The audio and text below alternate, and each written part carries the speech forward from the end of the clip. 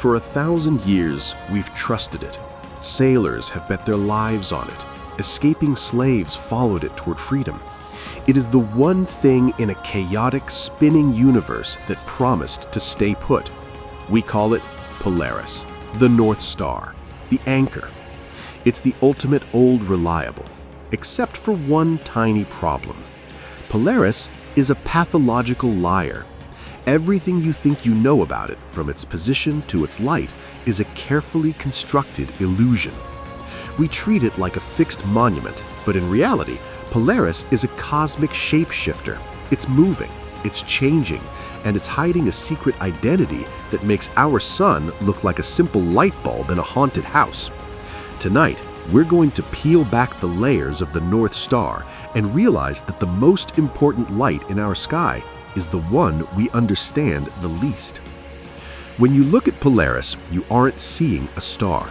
You're seeing a crowd. You're looking at a triple star system. In the center is the king, Polaris A. It's a supergiant, 6 times more massive than our sun. Orbiting it so closely that we didn't even see it until the Hubble telescope took a look is Polaris AB. And then, lurking further out in the cold dark, is Polaris B. It's a cosmic ménage à trois that we've mistaken for a lonely lighthouse. Because they are so far away, over 300 light years, their light blurs into a single steady beam. We've been navigating by a committee, not a compass. And here's the kicker. Polaris isn't even the permanent North Star. Because the Earth wobbles on its axis like a drunk toddler, the North actually moves. 5,000 years ago, the North Star was a different star, called Thuban. 12,000 years from now, it will be the bright star Vega. We've caught Polaris during its 15 minutes of fame. We call it the North Star, the same way you'd call a guy in a rented tuxedo the groom. He's only there for the weekend, and he's definitely not staying for the honeymoon. But the fact that it's 3 stars isn't the weird part.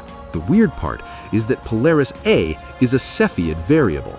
That's a fancy scientific term for a star that breathes. It pulsates. Every 4 days, Polaris physically grows and shrinks by millions of miles. If our sun did this, the Earth would be cooked and frozen twice a week. It would be a very short, very stressful year. But here's where the mystery turns into a headache. Cepheid variables are supposed to be predictable. They're the standard candles of the universe. We use their pulse to measure distances to other galaxies. But Polaris is glitching. In the early 1900s, its pulse was strong. By the 1990s, the pulse had nearly vanished. Astronomers thought the star was dying, but then it suddenly woke up and started pulsing again faster than before. It's a star that refuses to follow the rules of its own species. It's the black sheep of the celestial family. You'd think that for the most famous star in the sky, we'd at least know how far away it is. Spoiler alert, we don't. And that is a huge problem for the rest of the universe. Because Polaris is a Cepheid variable, it acts as a cosmic yardstick. We use stars like it to calculate the distance to entire galaxies.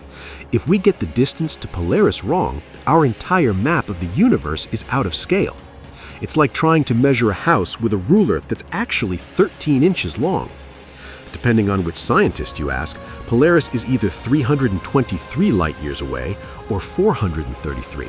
That's a whoopsie of about 600 trillion miles. We can send a rover to a specific rock on Mars, but we can't decide if the North Star is in the kitchen or the living room. Polaris is shrouded in a stellar fog of gas and dust that it breathed out itself, making it almost impossible to pin down. It's a ghost that refuses to be measured. But the distance isn't the only thing that doesn't add up. Let's talk about the youth paradox. In the world of stars, mass equals age. The bigger you are, the faster you burn, and the sooner you die. Polaris A is a supergiant.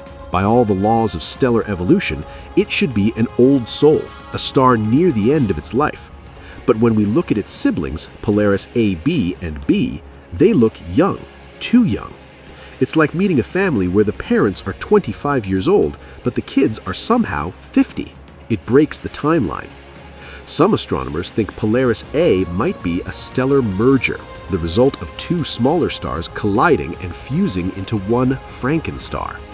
This would explain why it looks so big and bright while behaving like a confused teenager.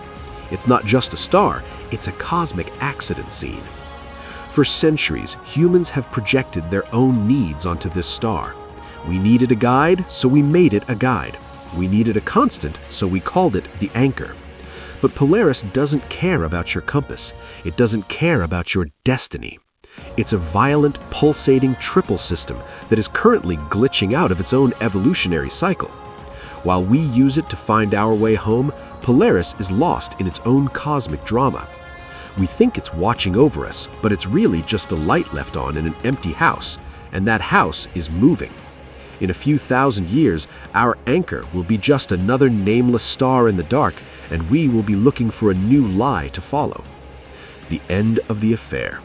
Nothing lasts in space, not even the North Star. Right now, Polaris is at its closest point to the celestial pole. It's the peak of its career. But gravity and the Earth's wobble are cruel masters. In a few centuries, the anchor will be unmoored. It will just be another star in the Little Dipper, wandering aimlessly while we desperately try to make Vega happen. We've spent millennia personifying this light, treating it like a guardian, but it's just a passerby.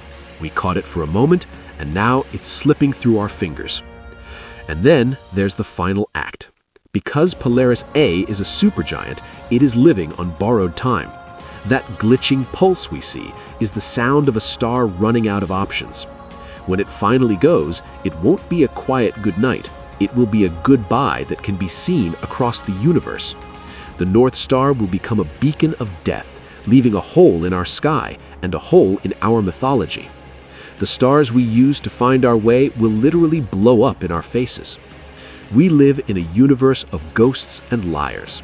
We look at the sky and see stability, but we're really looking at a chaotic, exploding mess that just happens to be very far away. Polaris taught us how to find our way on a dark planet, but it never promised to tell us the truth about itself. It's a triple system, a pulsating freak of nature, and a temporary resident of our North Pole. So, the next time you're lost and you look up at that steady, reliable light, just remember, it doesn't know where it's going either. It's just better at pretending than we are. Sleep well. You're still lost.